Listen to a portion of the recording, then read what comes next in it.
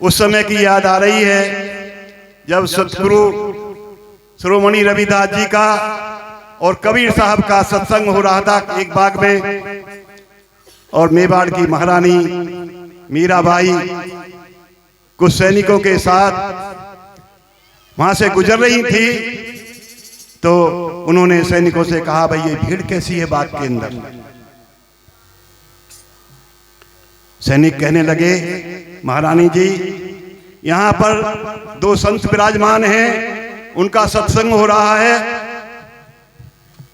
महारानी मीराबाई ने कहा कि भाई मैं घड़ी दो घड़ी सत्संग जरूर सुनूंगी।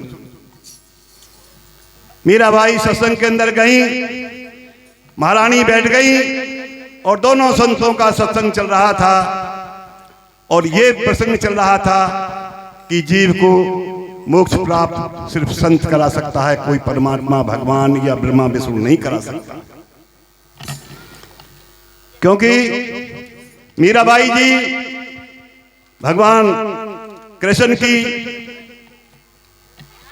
आराधना करती थी, उनकी उपासना करती थी, उनकी भक्त थी। उन्होंने कहा कि मैं तो साक्षात भगवान से बात करती हूँ, भगवान तो मुझे मोक्ष प्राप्त करा ही देंगे। तो उन्होंने कहा कि मैं तो रविदास साहब से और कबीर साहब से कि मैं कृष्ण की भक्तनी हूँ, आप मुझे मोक्ष करा सकते हैं क्या? कृष्ण जी मुझे मोक्ष करा सकते हैं? तो शिरोमणि रविदास साहब कहने लगे कि संतों के अलावा तुम्हें कोई मोक्ष प्राप्त नहीं करा सकता, और नहीं इस बात की तहकीकात आप अपने भगवान कृष्ण से मालूम कर लेना। उन्होंने कृष्ण जी का आह्वान किया और कहा कि ये प्रभु क्या आप मुझे मोक्ष प्राप्त करा सकते हैं? देखिए भाई, सुनने की बात है, भले मेरी वाणी में लहजा ना हो। और कहने लगी कि मुझे आप अब गुरु नाम दान दीजिए। कबीर साहब कहने लगे कि भाई मैं तो गुरु नाम दान दूंगा नहीं, मुझसे उम्र में श्रेष्ठ हैं संत शिरोमणि राम जी, इनसे ही नाम दान दीजिए आप। उन्होंने संत शिरोमणि रविदास साहब से नाम दान लिया और उनके वो दीवानी हो गई। उन्होंने उस राजमहल की तमाम सुख सुविधा छोड़ दी। जिस तरह से हमारे भगवान बुद्ध ने अपना तमाम महल का जो विराट जो सुख था, ऐश्वर्य था, उसको त्याग दिया था। मैं जो बोलने की धृष्टता करी संतों के सामने, मैं एक बात कहना चाहता हूं कि मैंने रविदास साहब की एक साखी है, ऐसा चाहूं राज में, ऐसा चाहूं राज में, मिले सभी को अन्न, छोट बड़ एक सम हो, एक सम हो रे दास प्रसन्न। इसी साखी पर भारत का जो संविधान है 50% इसी पे आधारित है। ये साखी नहीं, गागर में सागर है। कभी रविदास साहब के खटोटी में पूरी गंगा है, गागर में सागर भरा हुआ इस साखी के अंदर। और बाबा साहब ने संविधान के अंदर इसी साखी को मानते हुए संविधान की रचना की, संरचना की।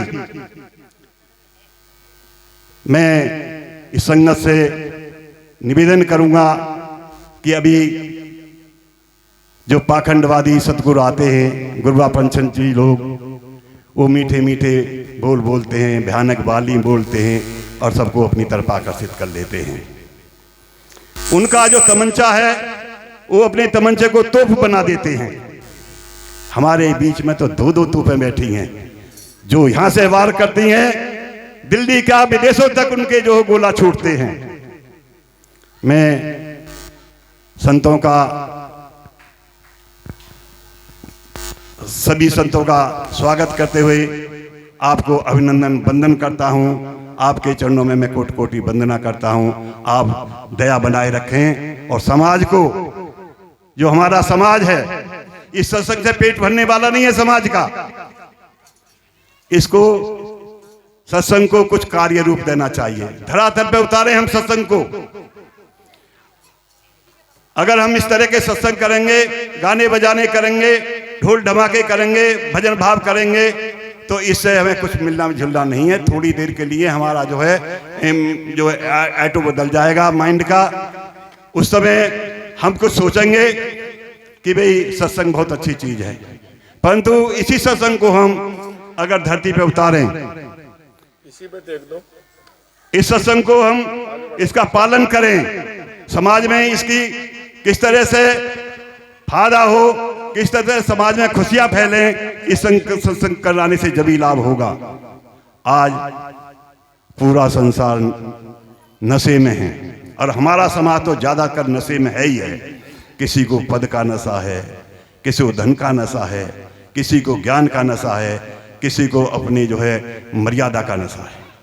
ये नशा छोड़िए, और जब तक शीर्ष नीचे नहीं आएगा, अर्श पे नहीं आएगा, फर्श पे नहीं आएगा, जब तक हमारा बड़ा आदमी छोटे आदमी को गले नहीं लगाएगा, जब तक सत्संग करने से कोई फायदा नहीं है। मैं अपने वाणी को विराम करता हूं, क्योंकि छोटे शब्दों में मैंने बीच में बाधा उत्पन्न कर दी। आप हितकारी साहब को सुनने आए थे, संत हमारे दर्शन साहब को सुनने आए थे।